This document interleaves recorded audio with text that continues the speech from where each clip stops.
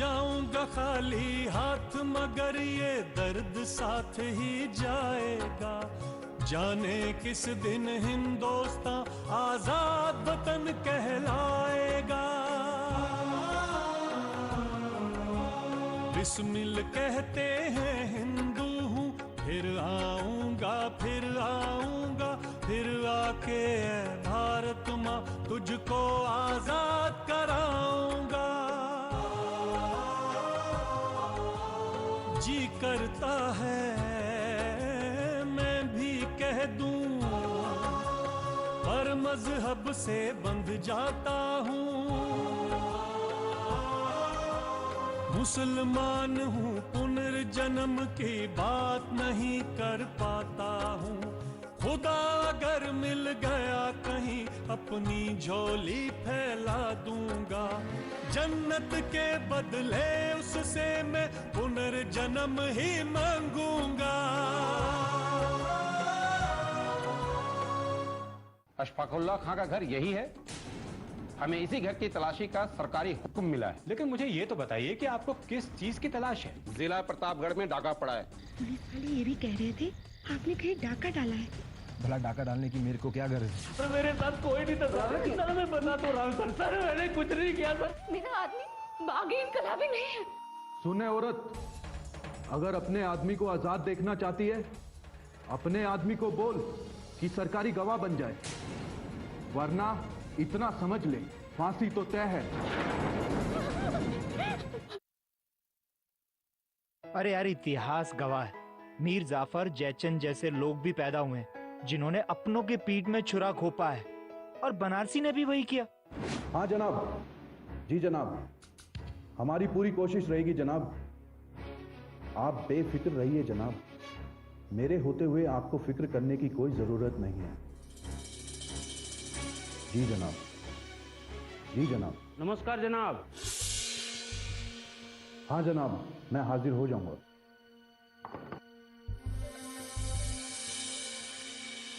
कहो श्यामलाल, कुछ बात बनी? उगला कुछ बनारसी लाल ने? क्या बात करते हैं जनाब, सारी रात हवालात के काल कोठरी एक टांग पे खड़ा रखा, जैसे ही दूसरा टांग नीचे किया कि नहीं, 4 पेट किया उसको। 2 बजे का बजर बजाना साहब, जाड़ा से कांपने लगा, थर थर कांपने लगा। हमने बोला, सुन भाई बनारसी, तू सच सच सब उगल दे, नहीं तो सुबह हुआ कि नहीं तुम्हारा नाम और निशान मिटा देंगे हम। इससे आसान नुस्खा दूसरा कोई नहीं है हमारे पास। असल मुद्दे पर आओ श्यामलाल। इतनी लंबी कहानी, वो भी नमक मिर्च लगा के, काहे सुना रहे हो? हाँ, सब उगल दिया साहब, सारी करिस्तानियाँ, सारी डकैतियाँ, पूरा गांव में जो डाका पड़ा था ना साहब, उसमें इन्हीं लोग की बदमाशी थी, और ये बनारसी भी उन्हीं लोग के साथ था साहब। और ये राम प्रसाद बिस्मिल और अशफाक उल्लाह बड़े खतरनाक मंसूबे लिए बैठे हैं साहब। और हाँ, आसपास के कई शहरों में इनके जाल फैले हैं साहब। श्यामलाल, सबके नाम पते वल्दियत कहीं नोट कर लो। हम कच्चा काम नहीं करते साहब, सारी रात काली की है हमने। बहुत सारे सुराग हाथ लगे हैं साहब।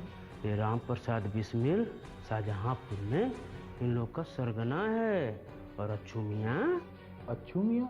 अरे अपने लल्लू खां का छोटा भाई अच्छू मियाँ, अशफाक उल्लाह खां नाम है उसका, वो उनका हीरो है। राम प्रसाद से मिलने आने वाले बागी अक्सर बनारसी लाल के यहाँ ही ठहरते हैं। अरे उनके नाम पते सब उगल दिए बनारसी लाल ने। चलो, एक अहम काम तो हो गया। उसके बयान पर हम बागियों के खिलाफ मुकदमा दायर कर सकते हैं। साहब एक बात कहूँ, सारे बदमाशों के साथ उसे जेल भेजना मुनासिब ना होगा, सब उसे चबा जाएंगे। हाँ। बड़े साहब को आने दो, मैं इसे यहीं हवालात में रखने की सिफारिश करूंगा। आखिर ये सरकारी गवाह और हमारा मुखबिर बनने को तैयार है, उसे अलग रखना ही बेहतर होगा। और फिर इससे हम मुजरिमों की शनाख्त का काम भी तो लेते रहेंगे। ये आदमी हमारे बहुत काम का है। साहब, अब बड़े साहब से जरूर कहिएगा कि बनारसी लाल से सब कुछ हमने बुलवाया है। ठीक है श्यामलाल, मौका लगा तो जरूर बात करूंगा। अरे ये बड़े लोग जरूरी बात ही करते, गैर जरूरी बातों के लिए इनके पास समय नहीं होता। चलो जरा हम भी मिल लें हमारे बनारसी लाल से। जी जी सर। बनारसी लाल को तोड़ने के बाद कांस्टेबल और हेड कांस्टेबल जा पहुंचे अपने अफसरान के पास। वाह भाई वाह, अपनी वफादारी साबित करने के लिए। और इसलिए दाद तेरे की। अरे यार भूख लगी है यार, चले यार चल। चलते हैं यार। सीधा ढाबे पे चलेंगे। और कहाँ चलेंगे? हाँ यार।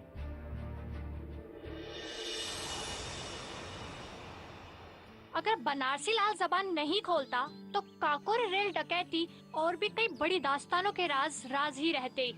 वो कहते हैं ना, वह कीट की कमजोरी से पूरी दीवार हिल जाती है। इतिहास में जयचंद और मीर जाफर को भी तो जगह चाहिए थी। असल में बनारसी लाल ही काकोरी का जयचंद था। एक मशहूर शेर का मिसरा याद आ रहा है। इस घर को आग लग गई घर के चिराग से, इस घर को आग लग गई घर के चिराग से। कभी आदमी डर जाता है और कभी लालच में आ जाता है। अच्छा, काकोरी वाले किस्से में एक बनारसी लाल ही गद्दार था या कोई और भी था? वैसे मुझे लगता है कोई और नहीं था। नहीं, ऐसी बात नहीं है। असल में बिस्मिल और अशफाक के कुछ भरोसेमंद लोगों ने ही आगे बढ़कर गद्दारी की थी। इसमें इंदु भूषण मित्र की मिसाल हमारे सामने है। यार ये इंदु भूषण मित्र क्या भला है? ये भी सरकारी गवाह थे और राम प्रसाद बिस्मिल के दोस्त थे। असल में राम प्रसाद बिस्मिल की जितनी भी चिट्ठियां आती थी वो उनके नाम से उनके पते पर आती थी। उनके फादर शाहजहांपुर में सिविल कॉरपोरेशन में हेल्थ ऑफिसर थे। जब राम प्रसाद बिस्मिल की गिरफ्तारी हुई तो वो बहुत घबरा गए और अपने फादर को जाकर सच्चाई बता दी। और उनके फादर ने पुलिस को बता दिया। पुलिस ने उनको ये हुक्म दिया कि अब से राम प्रसाद बिस्मिल की जो भी चिट्ठी आएगी वो उसे हेडमास्टर के पास लेकर जाएं और उसकी एक नकल करवा के थाने भिजवा दें। यानी इंदु भूषण मित्र के कारण भी इनकलाबियों को नुकसान पहुंचा। हाँ, इंदु भूषण और बनारसी लाल में एक बहुत बड़ा फर्क था। बनारसी लाल को अपने किए पे कोई पछतावा नहीं था, जबकि इंदु भूषण मित्र जब अदालत में आते थे तो उनकी नजरें हमेशा नीची रहती थीं। कई बार तो उन्होंने मुजरिमों को पहचानने से इनकार कर दिया था। एक बार भरी अदालत में जब राजेंद्र नाथ लाहिड़ी को उनके सामने पेश किया गया तो उन्होंने उन्हें पहचानने से साफ इनकार कर दिया। यानी कभी कभी उनकी भी आत्मा जाग जाती थी। असल धोखे तो इनकलाबियों को उनके दोस्तों ने ही दिए थे, कभी डर के खौफ में, कभी लालच में आके और कभी सरकारी मनसब के लिए। अशफाक उल्लाह को दिल्ली पुलिस ने उनके क्लास फेलो सैयद हबीब अहमद की मुखबरी पे दिल्ली से गिरफ्तार किया गया। जनाब, हाँ साहब जी, आपने मुझसे कुछ फरमाया? ओफो भाई, माना कि 4 साल बाद हमारी मुलाकात हो रही है, लेकिन इसका मतलब ये तो नहीं कि आप जनाब से बात करने लगे। इस तकल्लुफ। माफ कीजिएगा, मैंने आपको पहचाना नहीं। अरे भाई, आप अशफाक उल्लाह खान यानी अच्छू मियाँ?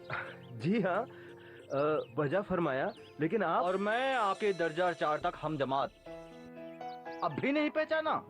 एक मिनट, हाँ याद आया, आपका नाम सैयद हबीब अहमद खान। सही पहचाना मियाँ। कैसे हैं आप? बस एकदम बढ़िया। यार आप तो बिल्कुल बदल गए हैं। हम सभी उम्र के हिसाब से थोड़ा बदल गए हैं जनाब। जी जी जी जी। अब उम्र के हिसाब से ये सब तो चलता ही है, इससे कौन बचा है। खैर ये बताइए, दिल्ली कैसे आना हुआ? जी दिल्ली, दरअसल मुझे यहाँ कुछ जरूरी काम था तो मैंने सोचा कि पासपोर्ट का फॉर्म भी ले लूँ। आप तो जानती हैं कि शाहजहांपुर में पासपोर्ट का फॉर्म हमेशा नदारद रहता। तो क्या विलायत घूमने का इरादा है या फिर पढ़ाई की गरज से? जी महज तफरी और सफर के लिए विलायत जाने का इरादा नहीं है, बल्कि आला तालीम की गर्ज से विलायत जाने का मन बना रहा हूँ। दरअसल मैं इंजीनियरिंग करने की सोच रहा हूँ। भाई बहुत खूब, बहुत खूब। भाई इंजीनियर बनो, हमारा और अपना नाम रोशन करो, शाहजहांपुर का नाम रोशन करो। जी पहले कोई मुकाम तो हासिल कर लूँ मैं। आप बताइए, आप दिल्ली में कहाँ मुकीम है? तुम तो जानते ही हो कि मेरे वालिद मोहतरम कई बरसों से दिल्ली में रहते हैं। वो वायसराय के सेक्रेटरी हैं। अच्छा अच्छा अच्छा। यानी मुल्क के किसी अहम तरीन शख्स तक पहुंचना हो तो उससे पहले आपके वालिद तक पहुंचना बहुत जरूरी है। अगर ज्यादा मसरूफियात ना हो तो मेरे साथ घर चलो। आपका घर यहाँ से कितनी दूर है? भाई यहीं 4-5 मिनट का रास्ता होगा। भैया 4-5 मिनट पैदल या ट्राम से? पैदल का रास्ता बता रहा हूँ जनाब। चलिए चलते हैं। मुझे वो फॉर्म लेना था। अरे फॉर्म आ जाएगा, चलिए।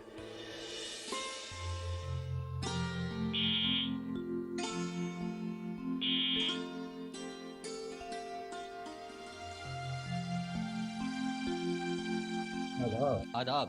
क्या ठंडा पानी लाओ? आइए जनाब।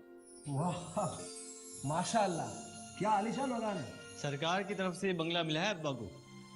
लगता है शाहजहांपुर का मकान खाली कर कर आप यहाँ पर आबाद हो गए हैं। नहीं मियाँ, यहाँ तो सिर्फ अब्बा और मैं रहते हैं।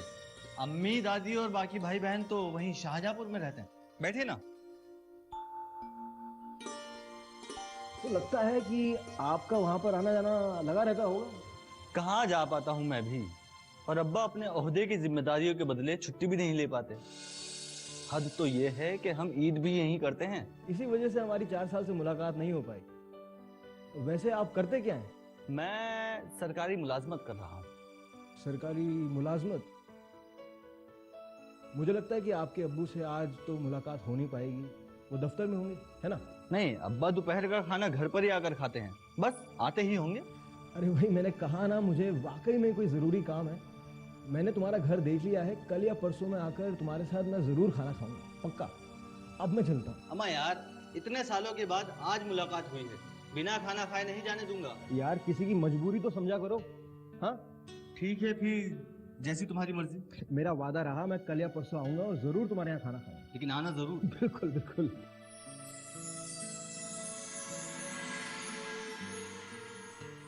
अरे भाई, कौन सी बहस हो रही है? क्या मामला है? बाहर तक आवाज जा रही है तुम्हारी। हबीब, आपके तारीफ? अब्बा, ये अशफाक है, मेरा दोस्त। हम दोनों एक ही साथ क्लास में पढ़े हैं। हो, तो ये भी शाहजहांपुर के बाशिंदे हैं, हमारे हमवतन।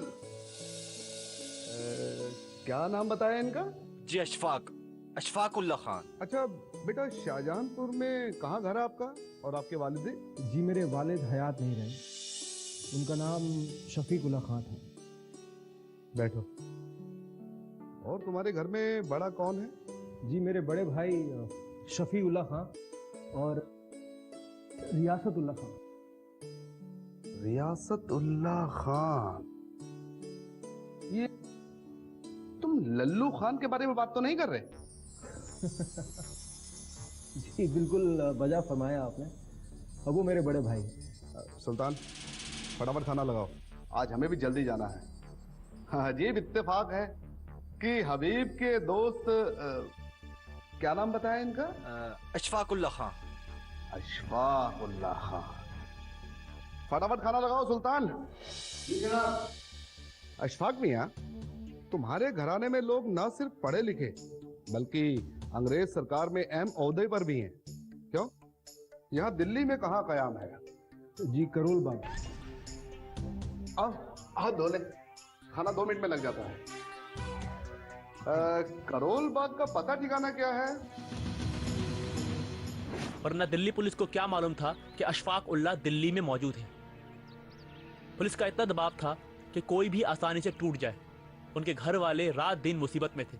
उनके बड़े भाई इस सिलसिले में काफी कुछ लिख चुके हैं। आप तशरीफ रखिए मामू जान, अम्मी अभी नमाज पढ़ रही हैं।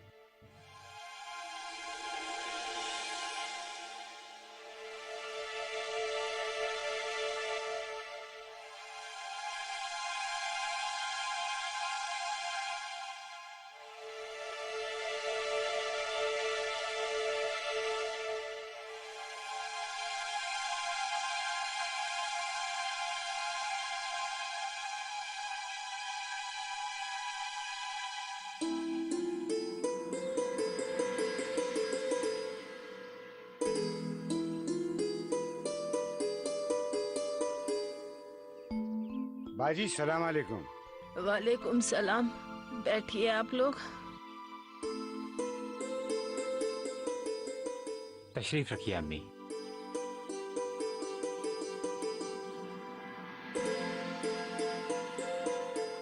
बाजी, हुक्म कीजिए, कैसे याद किया? भैया, घर में जितनी भी परेशानियां हैं, सबका बोझ इस बच्चे ने ले रखा है। हमारा कहना तो बिल्कुल नहीं मानता, तुम्हारा कहना मानता है, इसीलिए तुम्हें बुलाया है मैंने। मैं समझ सकता हूँ लल्लू मियाँ, तुम्हारी और घर वालों के हर फर्द की क्या कैफियत होगी आजकल। मुझे बताने की जरूरत नहीं है। क्या बताऊं मामू, पुलिस वालों में जरा भी लिहाज नहीं है।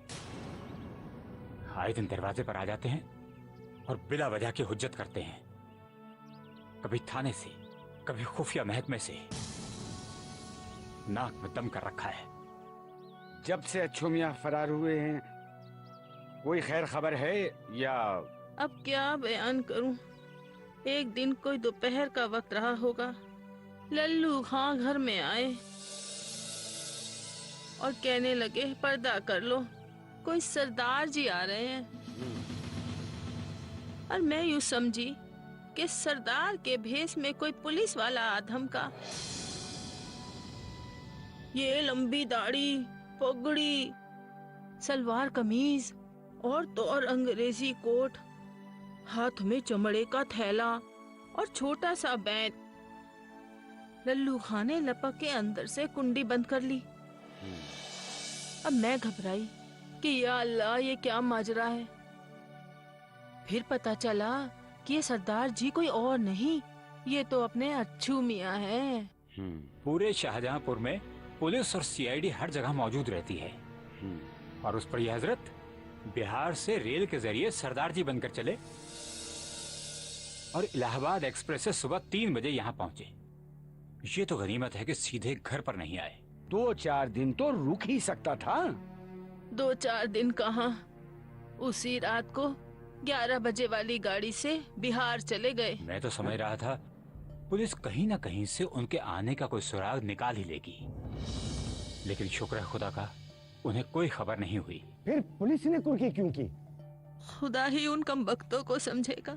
घर का हाल देख रहे हो, बदनसीबों ने कुछ नहीं छोड़ा, सारा का सारा असबाब ले गए। तेज जाड़े का जमाना था, बर्फीली हवाएं चल रही थी। पुलिस इंस्पेक्टर प्रभु दयाल सिंह क्रिस्तान, मैं 4 सब इंस्पेक्टर और 8 सिपाहियों के दरवाजे पर आ धमका और लगा दरवाजा पीटने। मैं घर पर ही था। दरवाजा खोला तो उसे नशे में पाया। कहने लगा, हम घर की कुर्की करने के लिए आए हैं। मैंने कहा, इस वक्त कुर्की? मेरी बात का तो उसने कोई जवाब नहीं दिया, लेकिन अपने अमले से कहा, देखते क्या हो, घुस जाओ घर में। मामू, मैं भी पठान। मैंने कहा, इंस्पेक्टर साहब, आप बिना पर्दा कराए घर में घुसकर तो दिखाएं। बड़ा हौलनाक मंजर था। बंदूक ताने सिपाही दरवाजे पे खड़े ऑल फॉल बक रहे थे और हम सहमे जा रहे थे। बच्चों के तो खौफ से होठ तक सूख गए थे। पूरे मोहल्ले से एक भी मर्द हमारी हिफाजत को घर से बाहर नहीं निकला। सबने अपने अपने दरवाजे बंद कर रखे थे। मुझे गुस्से से कांपता देखकर कोतवाली के टीकाराम ने कहा, लल्लू खान साहब, आप पर्दा करा दें, हम बिना पर्दा भीतर ना आएंगे। मैंने मुड़कर आंगन में आवाज लगाई, पर्दा कर लो और ऊपर चली जाओ, पुलिस घर के माल की कुर्की करेगी। मेरी बीवी और अम्मी वो बक्सा लेकर जिसमें भतीजी की शादी के कपड़े रखे थे ऊपर चली गईं। मैंने पुलिस वालों को अंदर बुला लिया। भैया, लल्लू खां का 5 साल का बच्चा एक पलंग पर और 4 साल की लड़की दूसरे पलंग पर बेखबर सो रहे थे।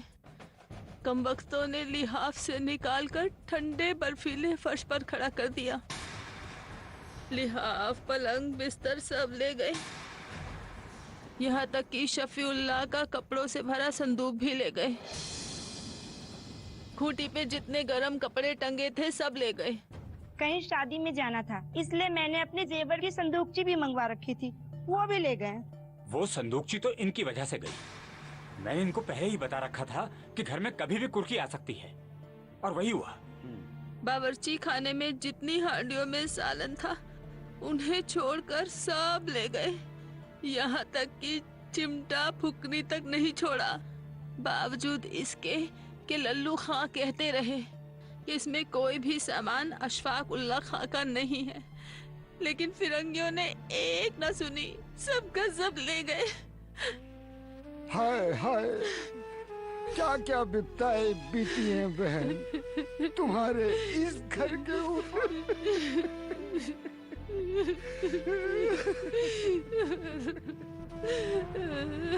ये तो पुलिस की सरासर ज्यादती थी। अरे ये तो कुछ भी नहीं, अशरफ मियाँ अभी हमें बहुत कुछ सुनाने वाले हैं। अच्छा? चलो चलें? चलो भाई चलो। हाँ चलो चलो। हाँ बहुत देर हो गई यार, चलो।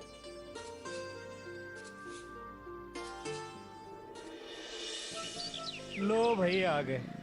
इतनी तेज बाइक चलाते हो कि हवा में समोसे भी ठंडे हो गए। अरे बाबा मैं बाइक कहाँ तेज चलाता हूँ, मैं तो धीरे धीरे धीरे लेकर के आया हूँ। चलो अब। अच्छा लो पकड़ो। कचौरी? हाँ। आओ।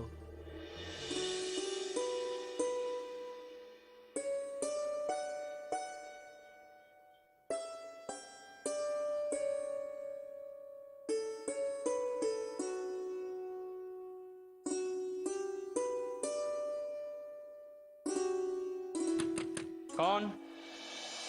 अरे शिव प्रसाद। हाँ मेरे भाई। कैसा है भाई? बढ़िया भाई, तेरे लिए गरम गरम कचौड़ी लेके आया। अरे यार बहुत जोरों से भूख लग रही थी। अच्छा वो तो ले आया, इसीलिए लाया। Thank you very much. मैं चाय बना के लाती हूँ। अरे रुको, चाय ये बनाएगा? ये और चाय। क्यों हंस रही हो? मैं बहुत अच्छी चाय बनाता हूँ। रियली? परसों मुझे इतनी बढ़िया चाय बना करके पिलाई इसने, मजा आ गया यार। फिर? हाँ? तो फिर जाओ लेके आओ।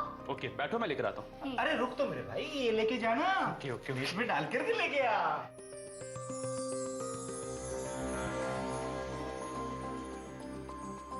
क्या ये सच में चाय बना लेता है? अरे बहुत अच्छी चाय बनाता है, आज तुम पी करके देखना। बिल्कुल।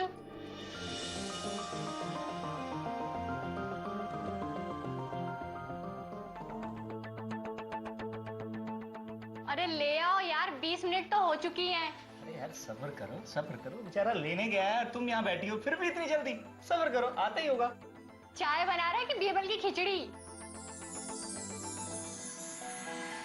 अरे ओ ले आ। शिव, अरे मैं कर।